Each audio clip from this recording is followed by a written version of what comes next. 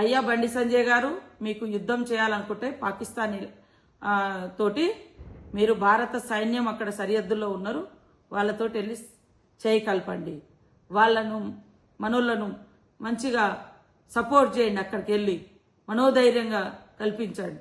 అంతేగాని వితిన్ దేశంలో వితిన్ కంట్రీలో యుద్ధ వాతావరణం తీసుకొచ్చేటువంటి మాటలు, ఇదొక కేంద్ర మంత్రిగా భారత రాజ్యాంగం మీద ప్రమాణం చేసి వచ్చిన నీకు ఇది తగదు.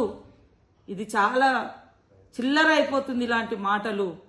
అదే కాకుండా భారతీయుల యొక్క మరి ఐక్యతను దెబ్బతీస్తుంది. ఔన్నత్యాన్ని ఒక మనకంటే అభివృద్ధి చెందిన దేశాలతోటి కంపేర్ చేయాలి తప్ప ఇవాళ అన్ని రంగాల్లో వెనుకబడ్డ దేశాన్ని పేరు తీసుకొచ్చి, పాకిస్తాన్ పేరు పదే పదే తీసుకొచ్చి భారతదేశం పక్కన పెట్టి వాళ్ళని మీరు గొప్పగా చేస్తున్నారు. ఇది చాలా చాలా తప్పయ్యా. పాకిస్తాన్ తోటి భారతదేశాన్ని పోల్చడము ఏదో భారతదేశాన్ని గొప్ప అనుకుంటాను, చాలా తప్పు. మనకు వందల వేల అడుగుల లోతులో పాకిస్తాన్ ఉంది. దాన్ని మీరు మన తలకాయకు చక్కగా మనతో ఈక్వల్ గా తీసుకొచ్చడం తప్పు.